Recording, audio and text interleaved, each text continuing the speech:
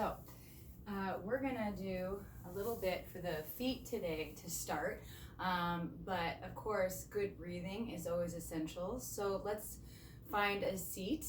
If you can, sit on something, on the floor, maybe a chair.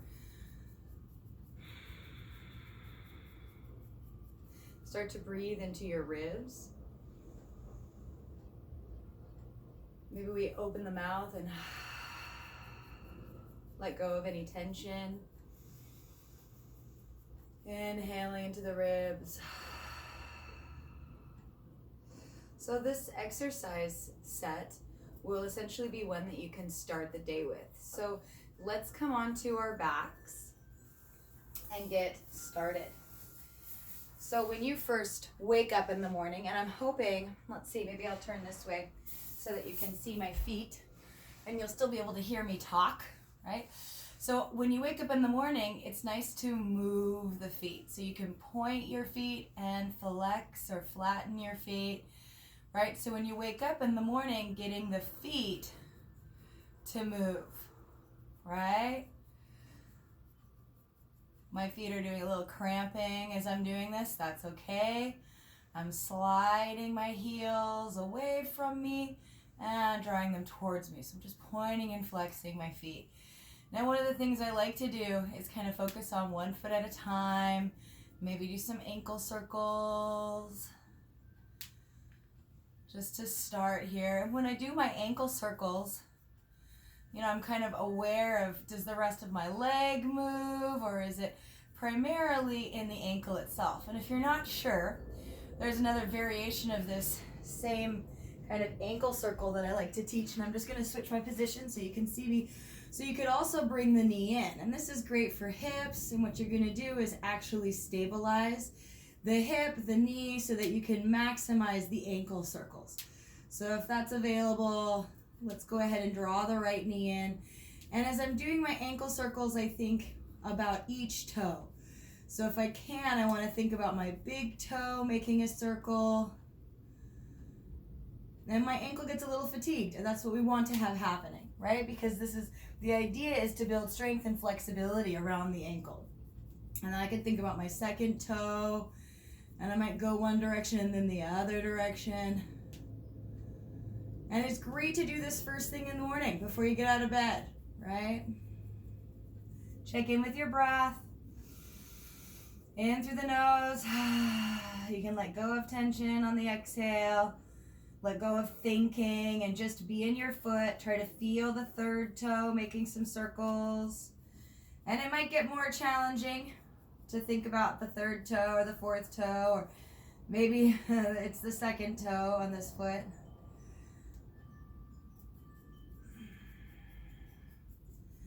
And I feel like my ankle got pretty fatigued, so I'm going to shake it. If I can, I'm going to kind of jiggle it, shake it. One of the things I like to do is actually a little bit of bouncing. We'll do it later. So now I'm going to do the same thing to the other side. I'm going to hug my knee in so that my foot stays in the camera. Of course, you could do this with your legs straight. You don't have to pull the knee in. What I like about pulling the knee in, though, is that it really does take any potential for movement through the hip and the knee that maybe I'm not aware of out of the equation, and it can really maximize the movement of my ankle, right? So thinking again about the toes, can we kind of curl the toes, fan the toes, and as you're moving the ankle, can you lead the circle from the big toe? Breathe in through the nose.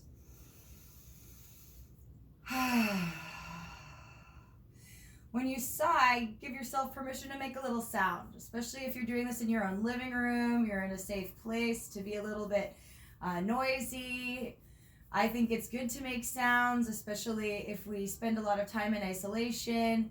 Being able to verbalize and vocalize is going to help us maintain kind of the ability to do that.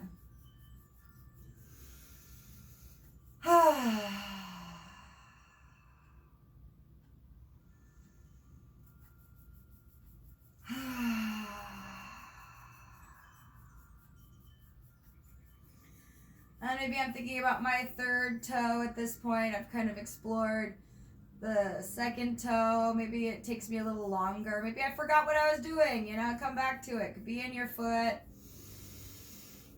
Make a breath, bring you back. And sometimes one foot actually is cramping as I'm trying to move. So my right foot is getting a little tense even as I'm moving my left ankle more specifically. And it just goes to show how connected our body is. Or maybe how conditioned we've become to move in certain ways.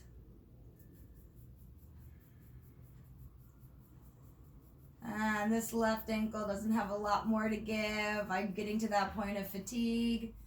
And of course, if you've reached that point of fatigue, you can absolutely stop when you're ready to stop. I like to shake my foot out, kind of discharge it a little bit. And then let's bend the knees and bring the feet to the floor for a second. Right? And if I kind of let my thighs roll out, I let my thighs roll in. I let my thighs roll out, thighs roll in. I walk my feet together. I walk my feet apart. Good, I'm just sort of pivoting here. And maybe being aware of how I move my ankles once again.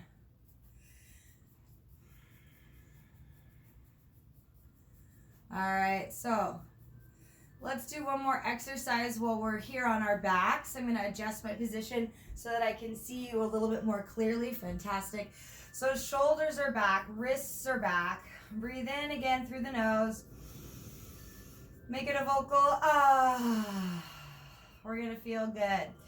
So pressing down into the feet, I'm going to lift my hips up and inhale. And then I'm going to lower my hips down. I'm pressing into my feet. I'm pressing down into my wrists and my hands. And I'm going to lift up. Lifting up the hips like you're making a bridge under your body. And then lowering them back down. Now I'm going to do it one more time, just moving, lifting the hips. I'm pressing down into my wrists and elbows. And exhale. So now I'm going to lift and I'm going to stay there. So I want to press down through my arms, through my fingers. I'm going to lift my hips, maybe just halfway up as high as I can. And I'm going to let my thighs roll out and my thighs roll in. Thighs roll out, thighs roll in. I'm essentially walking my feet towards each other and away from each other. But there's movement really happening at the site of my hip, right? So my thighs roll towards each other and away from each other. And it sort of feels like I'm pivoting, right, on my feet. So I'm pivoting on my toes and on my heels, moving my thighs in and out. While my hips stay elevated, right? So my hips are still in the air. And we'll do one more. Again, you could do a few more if you're feeling like your hips don't get fatigued, right? I could probably go for another few seconds. I'm trying to keep my hips in the air and just explore whatever range is available, not forcing discomfort or pain, right? So walking the feet apart, walking the feet back together. Let's do one more. If you're resting, that's fine. Bringing the feet back to parallel, lower the hips back down.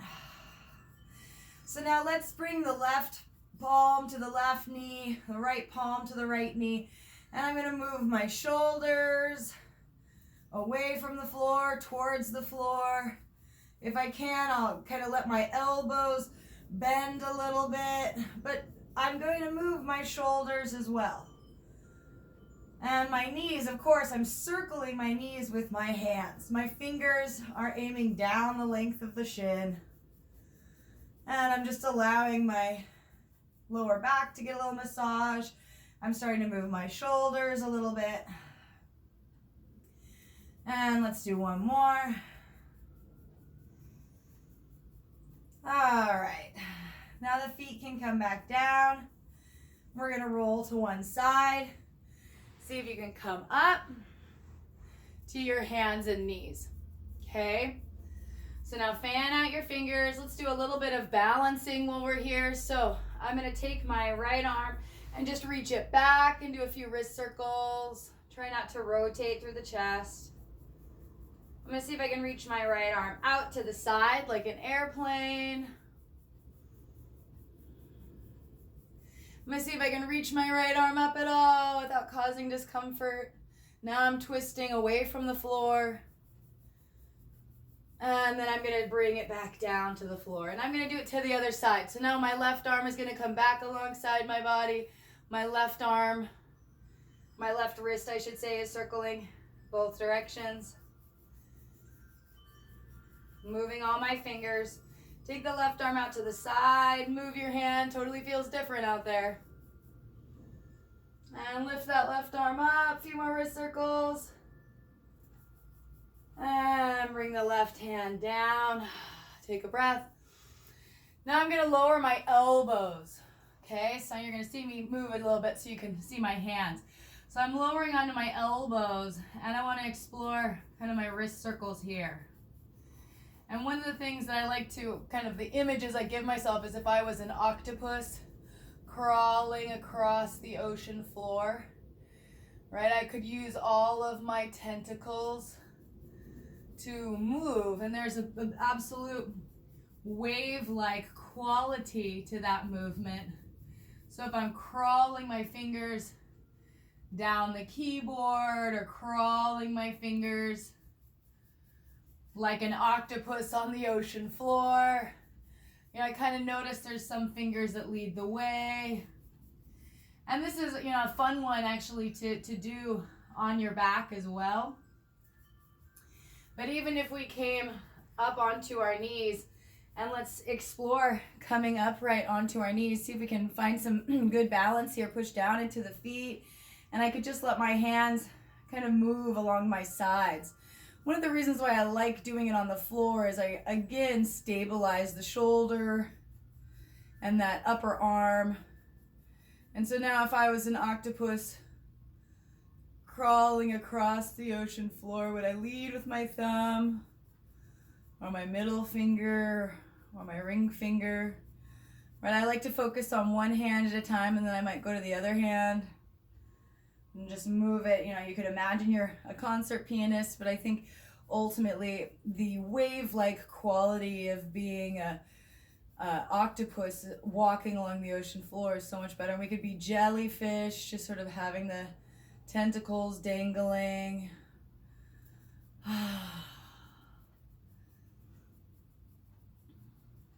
Well done. So bringing the hands back down, let's take the right foot forward and let's take it out to the side a little bit. And you can puff your back up and then let your spine smooth out. And then puff around your back and then let it straighten out. Kind of smoothing it out.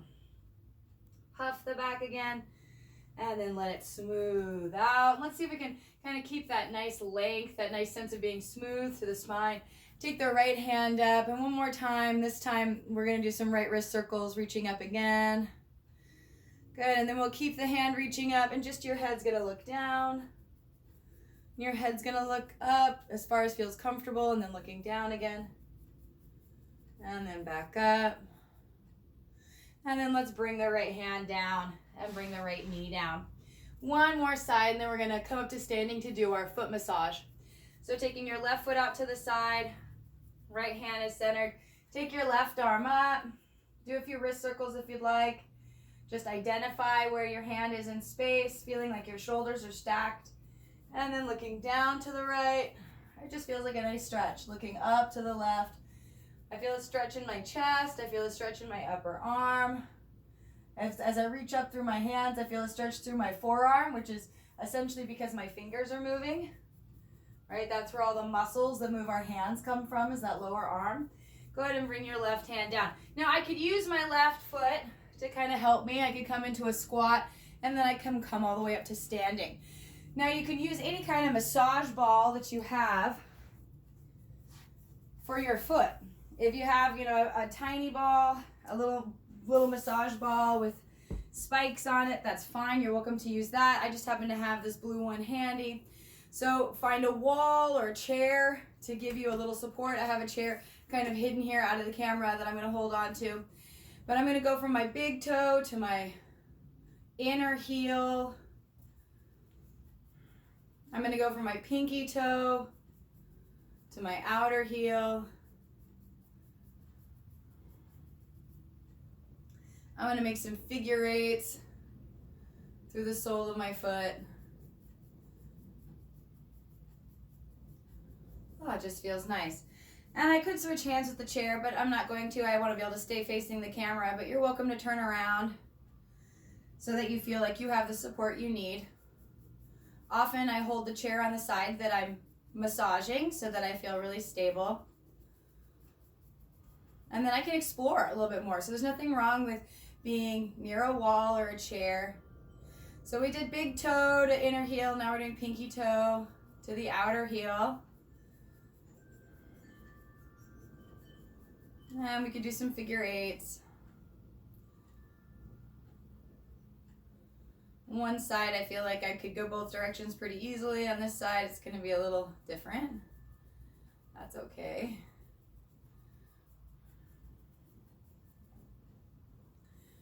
Good, and then let's move that massage ball off to the side so that it's not right underneath us. And let's bring the feet narrow and the knees narrow. And I'm just gonna circle my knees. And what this does is it actually moves my ankles in circles as well. Shouldn't feel uncomfortable to the knees. Remember, you're kind of rolling your ankles. And I want you to feel your heels, your pinky toes, your big toes, the outer heel, both directions.